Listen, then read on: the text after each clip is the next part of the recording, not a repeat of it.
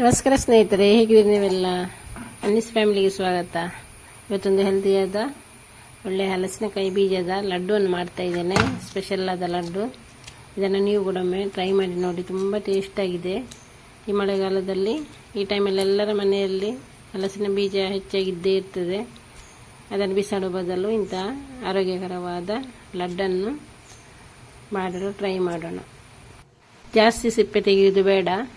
ಮೊದಲಿಗೆ ಸ್ವಲ್ಪ ಹಲಸಿನಕಾಯಿ ಬೀಜವನ್ನು ಸಿಪ್ಪೆ ತೆಗೆದು ಚೆನ್ನಾಗಿ ತೊಳೆದು ಸಣ್ಣ ಸಣ್ಣ ಪೀಸ್ಗಳಾಗಿ ಮಾಡಿ ಮಿಕ್ಸಿಯಲ್ಲಿ ಹಾಕಿ ಅದನ್ನು ಪೌಡರ್ ಮಾಡಿಡೋಣ. ಮಿಕ್ಸಿಯಲ್ಲಿ ಗ್ರೈಂಡ್ ಮಾಡಲಿಕ್ಕೆ ಈಸಿ ಆಗಲಿಕ್ಕೋಸ್ಕರ ನಾನು ಈ ಪೀಸ್ಗಳನ್ನು ಸಣ್ಣ ಸಣ್ಣದಾಗಿ ಕಟ್ ಮಾಡಿದ್ದೆ. ಈ ಹಲಸಿನಕಾಯಿ ಬೀಜವನ್ನು ನೈಸಾಗಿ ಎಲ್ಲ ತರಿಯಾಗಿ ಗ್ರೈಂಡ್ ಮಾಡೋದು ಈ ಥರ ಇರಬೇಕು. ತುಂಬ ನೈಸಾದರೆ ಅಷ್ಟು ಒಳ್ಳೆಯದಾಗೋದಿಲ್ಲ, ಸ್ವಲ್ಪ ತರಿಯಾಗಿದ್ದರೆ ಒಳ್ಳೆಯದು.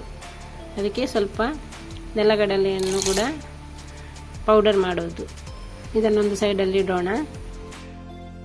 ನಾನು ಅದಕ್ಕೆ 2 ಅಚ್ಚು ಬೆಲ್ಲ, ಸ್ವಲ್ಪ ತೆಂಗಿನಕಾಯಿ, ಬೆಲ್ಲವನ್ನು ಕಟ್ ಮಾಡಿ ಈ ಥರ ಕರಗಿಸಿಟ್ಟಿದ್ದೇನೆ.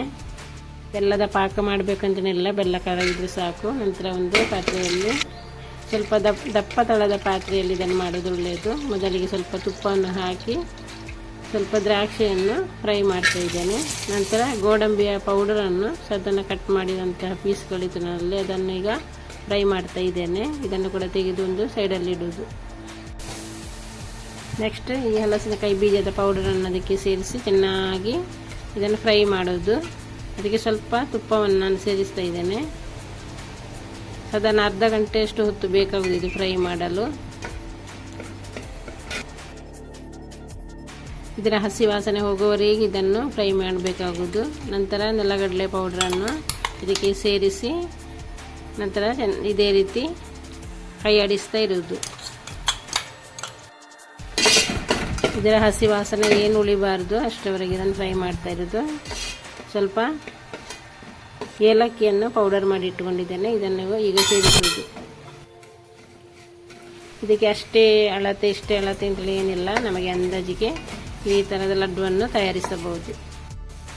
ನಾನು ಇದಕ್ಕೆ ಮೀಡಿಯಂ ಗಾತ್ರದ ಅರ್ಧ ತೆಂಗಿನಕಾಯಿಯ ತುರಿಯನ್ನು ಇದಕ್ಕೆ ಸೇರಿಸ್ತಾ ಇದ್ದೇನೆ. ನಂತರ ಎಡೆಬಿಡದೆ ಇದನ್ನು ಕೈ ಆಡಿಸ್ತಾ ಇರುವುದು. ಇದಕ್ಕೆ ಇನ್ನೊಮ್ಮೆ ಸ್ವಲ್ಪ ತುಪ್ಪವನ್ನು ಸೇರಿಸ್ತಾ ಇದ್ದೇನೆ. ನಂತರ ರೆಡಿ ಮಾಡಿ ಇಟ್ಟುಕೊಂಡಂತಹ ಈ ಬೆಲ್ಲದ ನೀರನ್ನು ಕೂಡ ಇದಕ್ಕೆ ಸೇರಿಸ್ತೇನೆ. ನಾನು 1 ಗ್ಲಾಸ್ನಷ್ಟು ನೀರನ್ನು ಹಾಕಿ ಬೆಲ್ಲವನ್ನು ಕರಗಿಸಿಟ್ಟಿದ್ದೇನೆ. ಇದನ್ನೀಗ ಸೇರಿಸಿ ಚೆನ್ನಾಗಿ ಮಿಕ್ಸ್ ಮಾಡೋದು. ನಂತರ ಫ್ರೈ ಮಾಡಿದಂತಹ ದ್ರಾಕ್ಷಿ ಮತ್ತು ಗೋಡಂಬಿಯನ್ನು ಸೇರಿಸುವುದು. ಸಾಧಾರಣ ಅರ್ಧ ಗಂಟೆಯಷ್ಟು ಹೊತ್ತಾಯಿತು ನಾನು ಇದೇ ರೀತಿ ಕೈ ಆಡಿಸ್ತಾ ಇದ್ದೇನೆ. ಇದರ ಹಸಿ ವಾಸನೆ ಸಾಧಾರಣ ಹೋಗಿದೆ. ಈಗ ನೆಕ್ಸ್ಟ್ ಇದಕ್ಕೆ ಹಾಲನ್ನು ಸೇರಿಸ್ತಾ ಇದ್ದೇನೆ. ನಾನೊಂದು ವಿಡಿಯೋದಲ್ಲಿ ಮಿಲ್ಕ್ ಪೌಡ್ರನ್ನು ಹಾಕಿದ್ದನ್ನು ನೋಡಿದ್ದೆ. ನನ್ನಲ್ಲಿ ಮಿಲ್ಕ್ ಪೌಡ್ರ್ ಇಲ್ಲ, ಆದ ಕಾರಣ ಸ್ವಲ್ಪ ಹಾಲನ್ನು ಸೇರಿಸಿದ್ದೇನೆ. ಇದನ್ನು ಜಾಸ್ತಿ ಸಮಯ ನಾನು ಇಡುವುದಿಲ್ಲ, ಇದು ಒಂದೇ ಗಳಿಗೆಯಲ್ಲಿ ಖಾಲಿಯಾಗುವುದು, ಆದ ಕಾರಣ ಹಾಲನ್ನು ಸೇರಿಸಿದ್ದೇನೆ. ತುಂಬ ರುಚಿಯಾಗಿದೆ ಈ ಲಡ್ಡು ಕೂಡ. ಸಾಧಾರಣ ಈ ಪಾಕ ಗಟ್ಟಿಯಾಗುವವರೆಗೆ ಕೈ ಆಡಿಸ್ತಾ ಇರೋದು. ಇವಾಗ ಇದು ರೆಡಿಯಾಗಿದೆ. ಇದನ್ನು ತಣಿಯಲ್ಲಿ ಬಿಟ್ಟು ನಂತರ ನಾನು ಲಡ್ಡನ್ನು ಮಾಡ್ತಾ ಇದ್ದೇನೆ. ಇದನ್ನು ಮಾಡಲು ತುಂಬ ಈಸಿ ಇದೆ. ನೀವು ಕೂಡ ಇದನ್ನೊಮ್ಮೆ ಮನೆಯಲ್ಲಿ ಟ್ರೈ ಮಾಡಿ ನೋಡಿ, ತುಂಬ ರುಚಿಯಾಗಿದೆ. ಈ ಹಲಸಿನ ಬೀಜ ತಿನ್ನದವರು ಕೂಡ ಇಂಥ ಲಡ್ಡುವನ್ನು ತುಂಬ ಇಷ್ಟಪಡ್ತಾರೆ. ಈ ಹಲಸಿನಕಾಯಿ ಬೀಜದ ಕಾವು ಅದು ಕೆಂಪು ಬಣ್ಣದ, ಅದರ ಸಿಪ್ಪೆಯನ್ನು ತೆಗೆಯಲು ಹೋಗೋದು ಬೇಡ. ಇದು ಇದ್ರೆ ಒಳ್ಳೆಯದು. ಅದರಲ್ಲಿ ಫೈಬರ್ ಅಂಶ ಒಳಗೊಂಡಿದೆ, ಆದ ಕಾರಣ ಅದು ಇದ್ದಲ್ಲಿ ಆರೋಗ್ಯಕ್ಕೆ ತುಂಬ ಒಳ್ಳೆಯದು. ಇನ್ನಕ್ಕೆ ತಡ, ನೀವು ಕೂಡ ಒಮ್ಮೆ ಟ್ರೈ ಮಾಡಿ. ನಿಮ್ಮ ಅನಿಸಿಕೆಗಳನ್ನು ಕಮೆಂಟ್ ಮೂಲಕ ತಿಳಿಸಿ. ನಮ್ಮ ಈ ರೆಸಿಪಿ ಇಷ್ಟವಾದೊಂದು ಲೈಕ್ ಕೊಡಿ, ಶೇರ್ ಮಾಡಿ, ಸಬ್ಸ್ಕ್ರೈಬ್ ಮಾಡಿ. ಮುಂದಿನ ವಿಡಿಯೋದಲ್ಲಿ ಸಿಗುವವರೆಗೂ ಬಾಯ್.